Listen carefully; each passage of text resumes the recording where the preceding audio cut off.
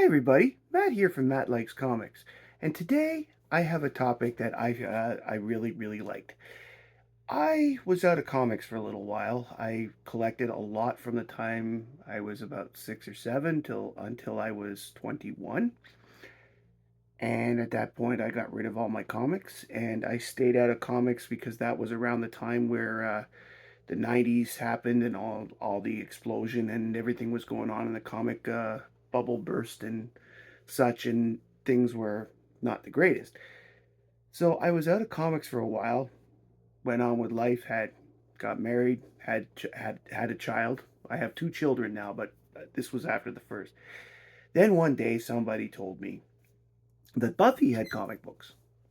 So I decided, okay, well, I'm going to go check out the comic store and get a Buffy book and see what it's like.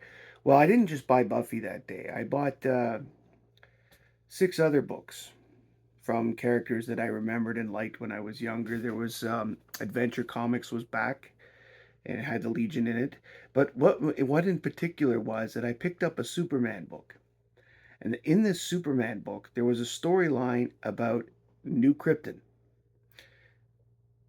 Apparently, Superman rescued the bottle city of Kandor again in the new post-crisis era, whatever we call it, and this time Kandor enlarged itself, and it enlarged itself at the North Pole of the planet.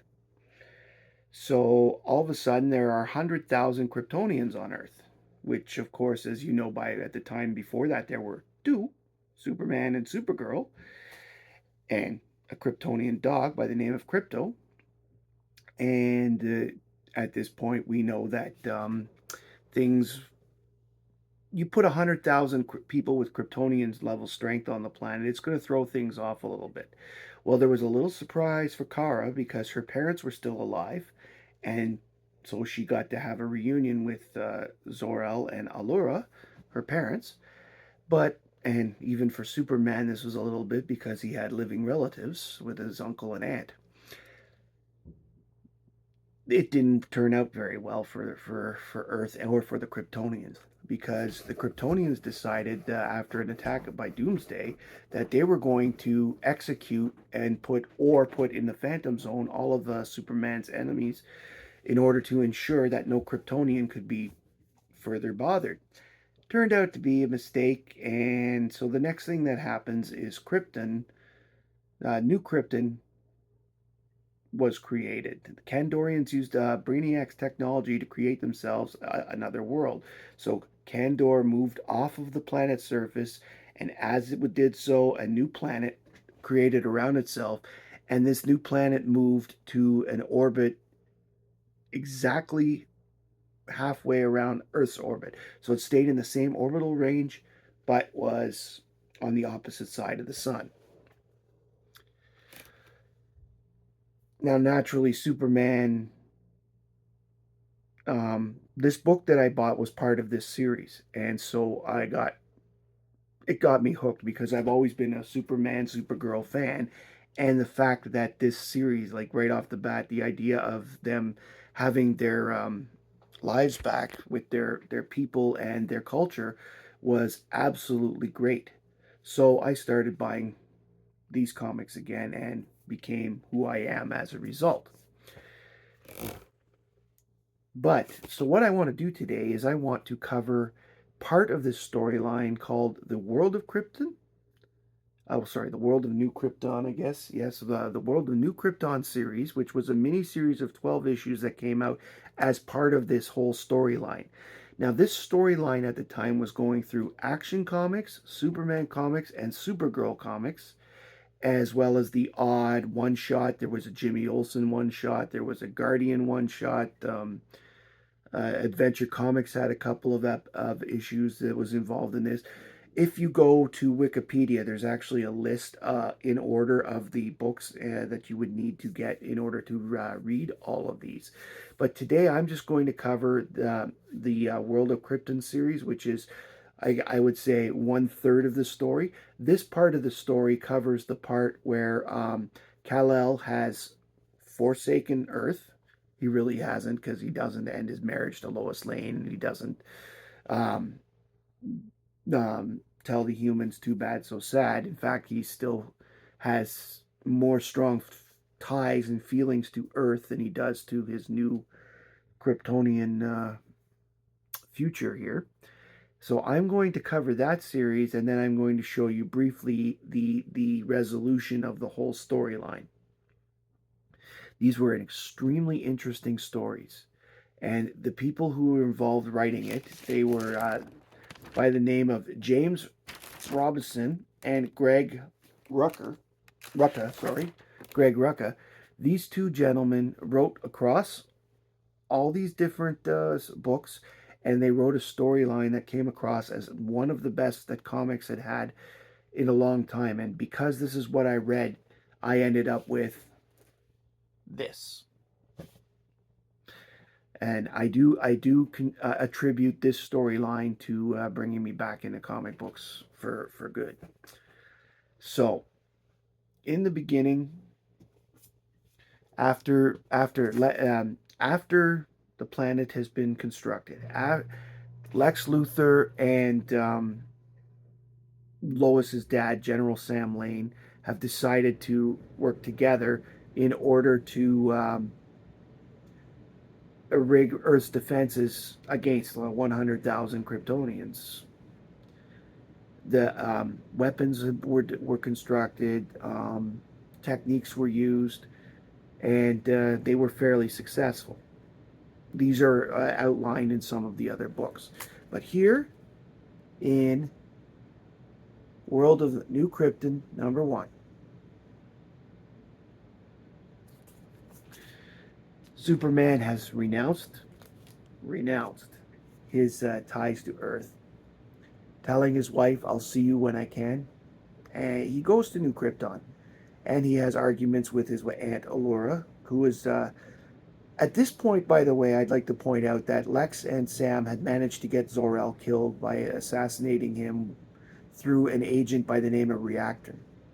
That's a big deal if you follow the Supergirl side of this whole thing, because it is important, because Supergirl was more involved in this to try and find and capture her dad's killer than actually being involved with the rest of this, like Superman is. So this series primarily is concerned with Superman's reaction to New Krypton. So here we go.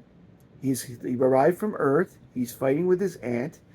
Kryptonian society dictates that everybody belong to a guild of people, whether it's the Science Guild, the Labor Guild, the Military Guild, and that is what you do. That is your life.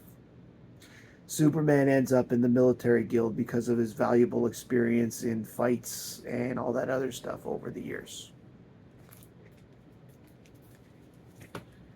This here is Superman on this is World of New Krypton #2. Superman is wearing his Kryptonian army uniform, military guild, or whatever you want to call it, holding the flag of Krypton on the cover, while the people in the back are doing a fly past. I guess the best thing about this is that all the Kryptonians still have their powers. The difference is Superman is a little more powerful because he's been under the yellow sun better, and he actually has experience with his powers. This is key throughout reading the whole series.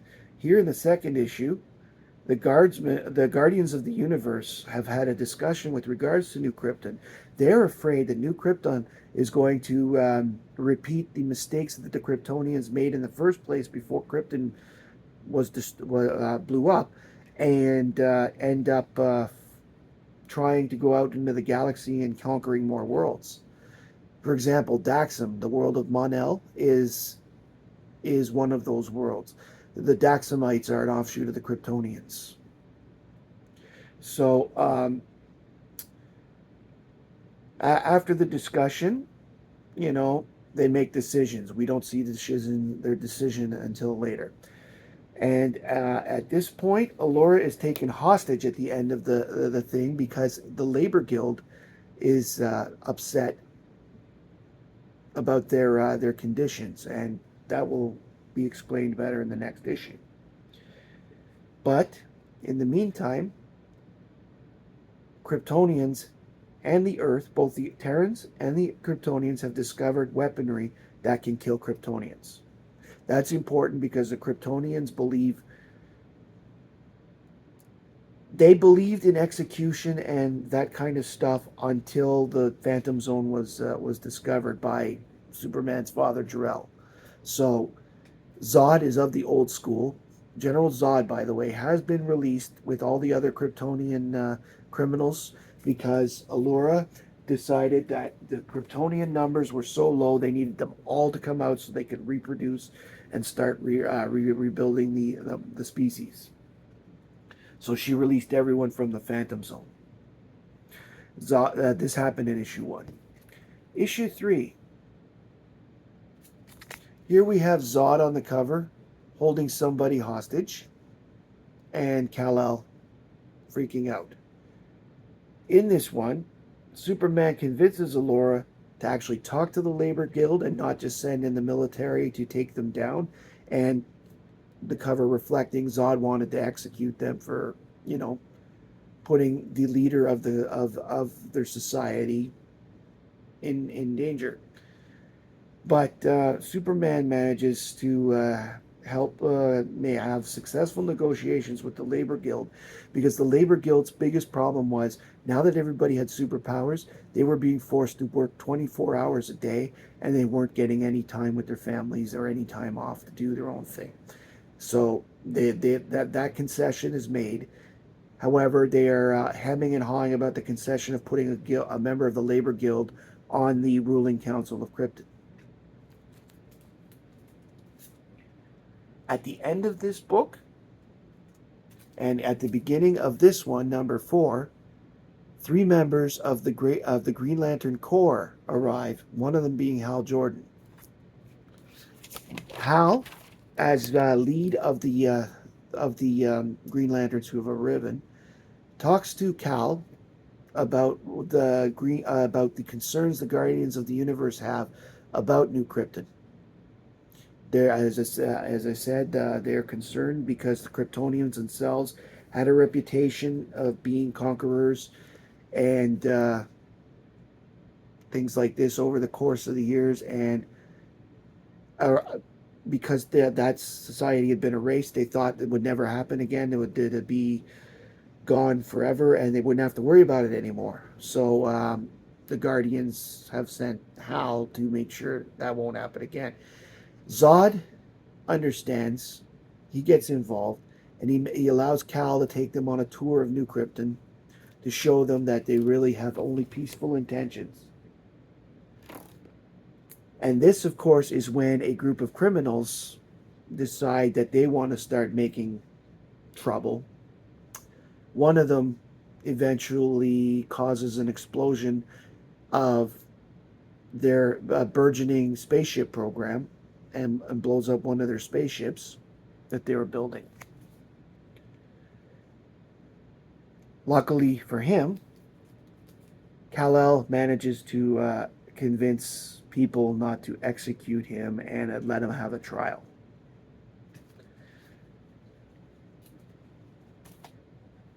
I have a feeling that compassion is not one of them Kryptonian values as laid out here, because execute, let's kill seems to be a big part of this series.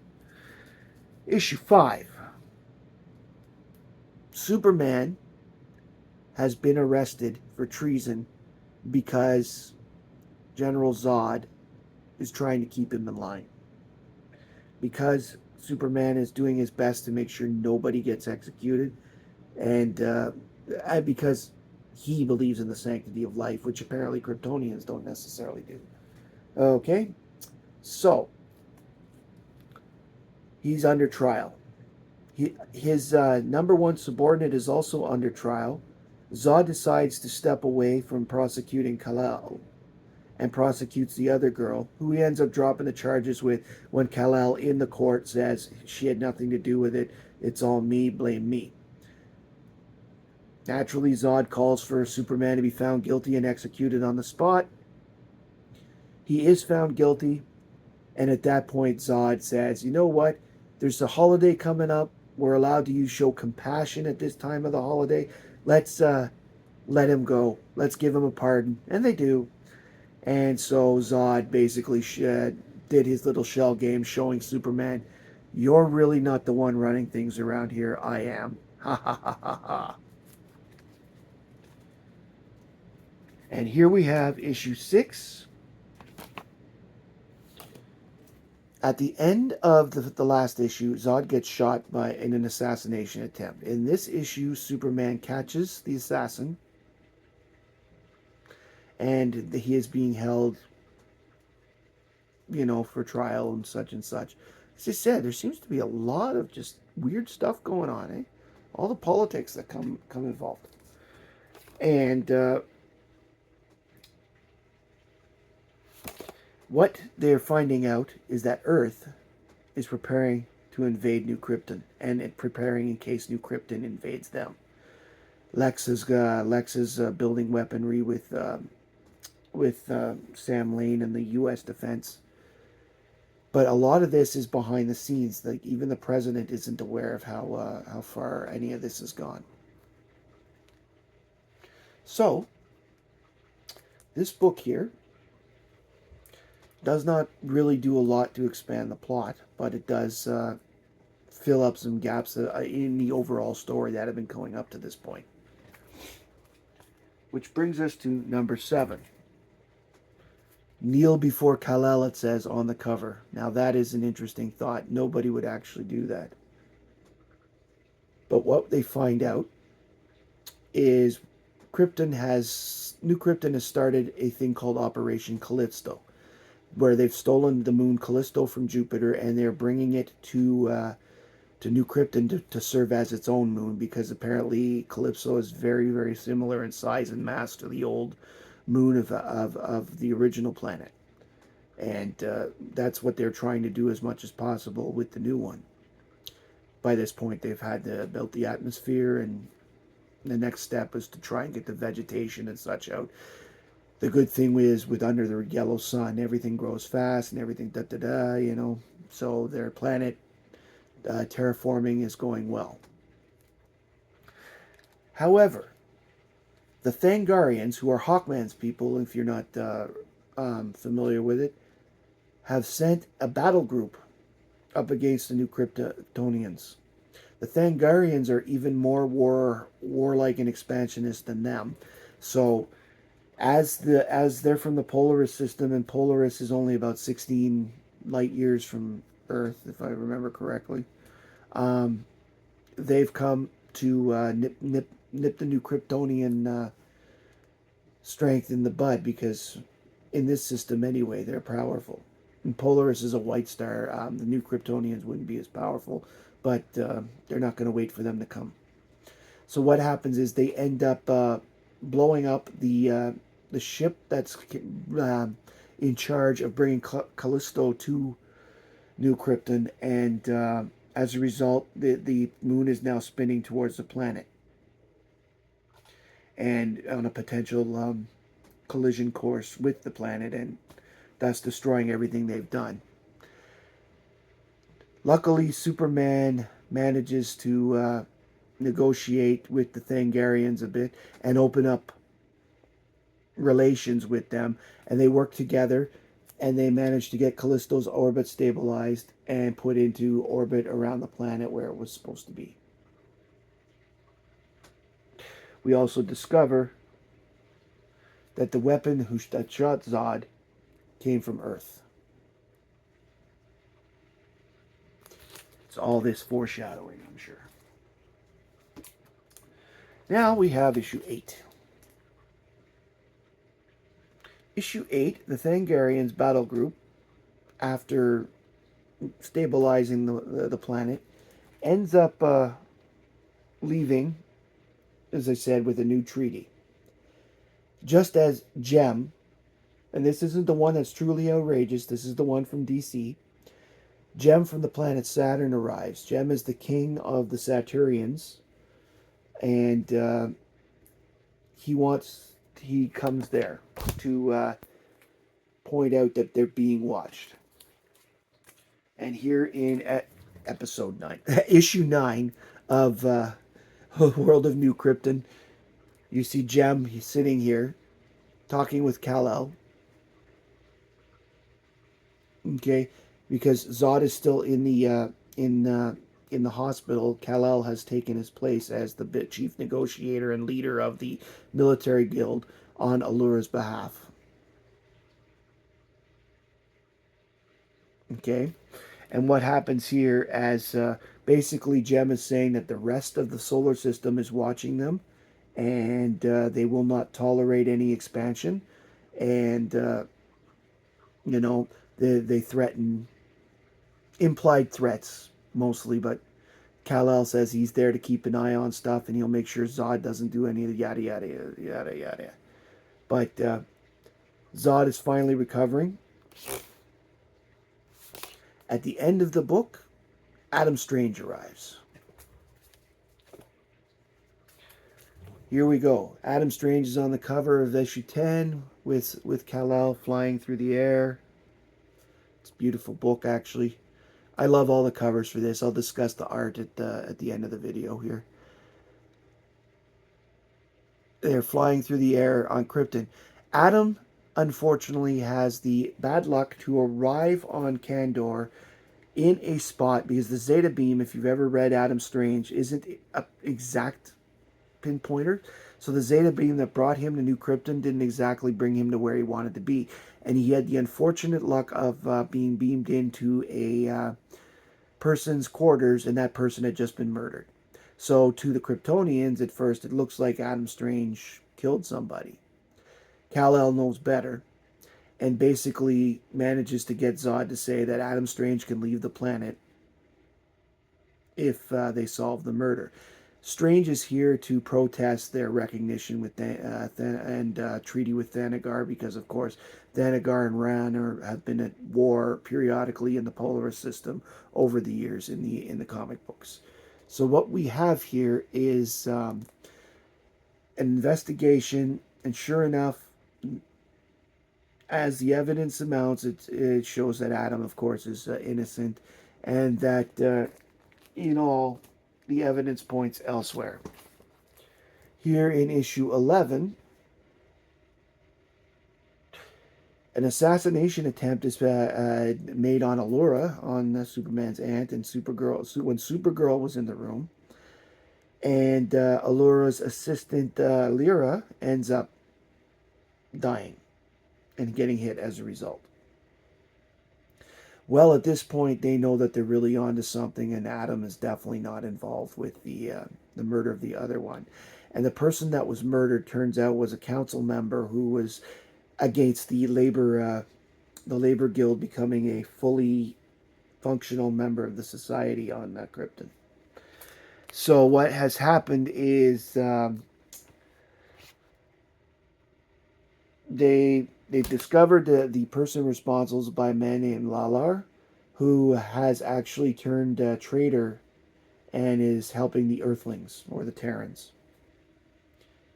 And he is sending back information about New Krypton and fomenting civil distrust and potential civil war amongst them to keep them busy and killing each other and ignoring the Earth. And here is the final issue of the series, issue 12 of World of Krypton. Inside it, Adam finally leaves, and Superman says, all I can do is, state your case for you.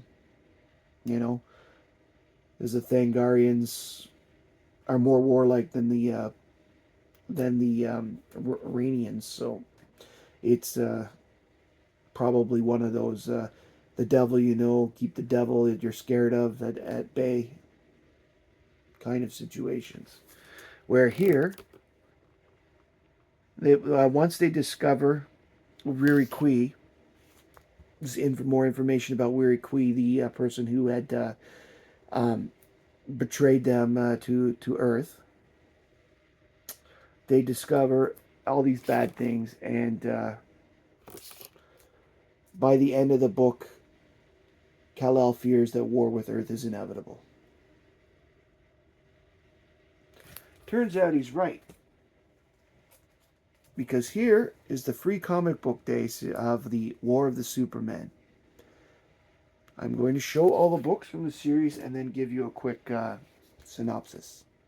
This is number 1.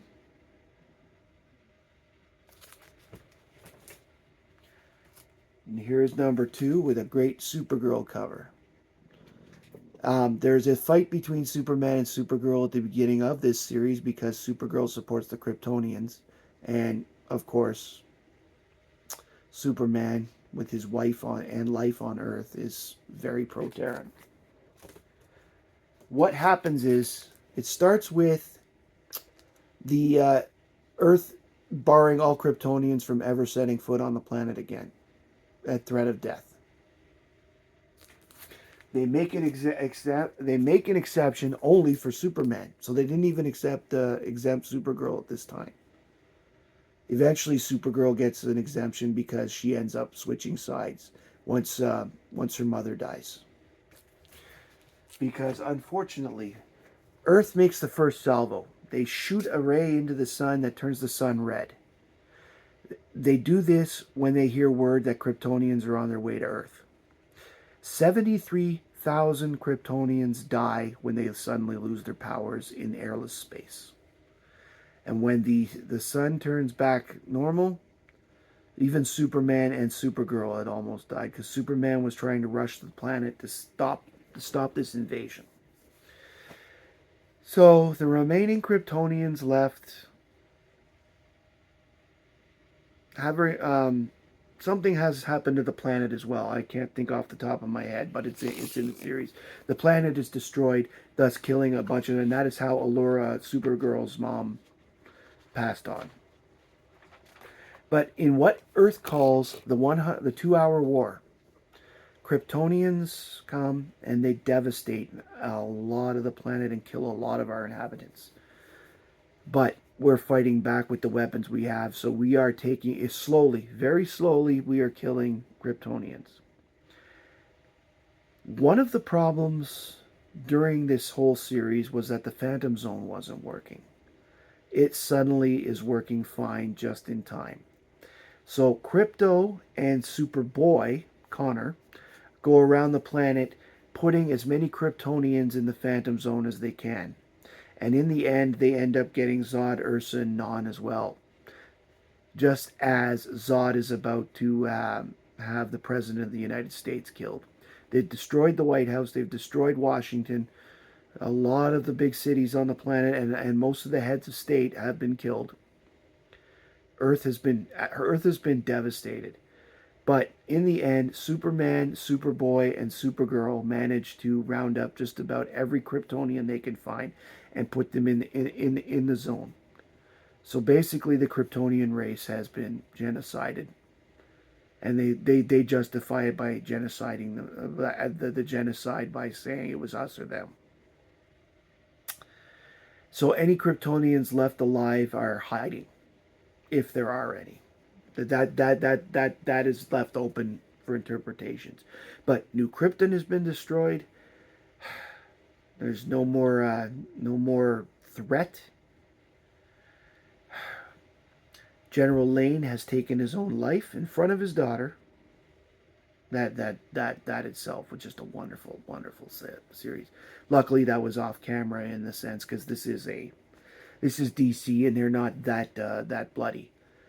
But this gave an ending to this whole thing, and to me, it felt a little unsatisfying because I would have hoped that maybe, say, they got down to less than 1,000, they got rid of Zod, and then somebody got their crap together, and they did the same thing that they did in the Bronze Age, where the Kandorians had their new planet and moved to a red sun system and had a normal life. But in this case, they ended up eradicating everybody. But it was one hell of a storyline. I loved it. And as a result, I got back into comic books and was big into it. As I said earlier, the series was written by James Robinson and Greg Rucka. Their names are on just about every book of that one series. And the art on the World of Krypton was done by Pete Woods and Ron Randall for the most part. But the covers are really good for me. The covers are my favorite part. If you are a big fan of Superman the movie like I am, you see one hell of a resemblance in the covers of this time where Gary Frank, and inked by Brad Anderson, made a conscious decision to make Superman look like Christopher Reeve. And it was an absolute great cover series. The covers on this period were brilliant, and that is one of the reasons why I was so into this series. I hope you liked my little review of the war of the New Krypton War series and the series of the World of New Krypton with some of its interesting. I had personally really wanted it to work out for the planet. I have no reason personally to see a race get genocided, so to speak. But Zod being Zod and Earth being Earth, because Terrans are still. We're always going to have people like Lex Luthor and Sam Lanes in the background that will tend to ruin things, I think, which is too bad because I think I would have liked a happy ending in the sense that they solve their differences and New Krypton, for example, could move to the Polaris system or some other system where they would not have had their powers as much and they could have, lived in reasonable harmony and rebuilt their society. Obviously, it wasn't meant to be because then there would have been all these questions. Superman, why is he staying on Earth? Why didn't he go back with the Kryptonians? Would Supergirl have stayed? Supergirl, of course, stays on Earth because she has nowhere else to go. And as I said, in the end, she ends up following what was left of her family with Clark Kal-El rather than fighting a needless war. She really goes through a hard time during this thing because she gets her parents back and then she loses them both in such a short period of time. This whole storyline takes place in over about 4 to 5 months in universe. And I just really enjoyed it. There was a small interlude between the world of New Krypton and the war where Brainiac returns. The Legion itself came back in time to help fight against that to keep it from expanding because apparently if Brainiac had won their future would have changed so badly. So the Legion was involved. That little bit was in Adventure Comics, but it wasn't hugely significant enough. It only took place over 2 issues that I included in my synopsis here. But I really recommend, if you can, to look up the issues that are on there. As I said, at the very least, it's under this new Krypton storyline article at Wikipedia. Lists every book involved. There's 2 sets. You'll notice that there were 3 color bands involved. There was a color band of red, and there's a color band of green, and a color band of blue, and they're all different parts of the storyline. The blue ones take place on Earth, what's going on Earth as part of this, and the green ones were the first parts, and the red one represents the war and the final resolution of the whole thing. Anyways, I hope you enjoyed this video. Please like, subscribe, comment, especially comment if you read the story or you would like to read the story and would like to see more information. I really recommend that, especially if you're a Superman fan, that you read this whole thing because it was just an absolute beautiful read. Anyway, my name is Matt, and I like comics. And a big part of that is because of this. And I hope you do too. Thank you.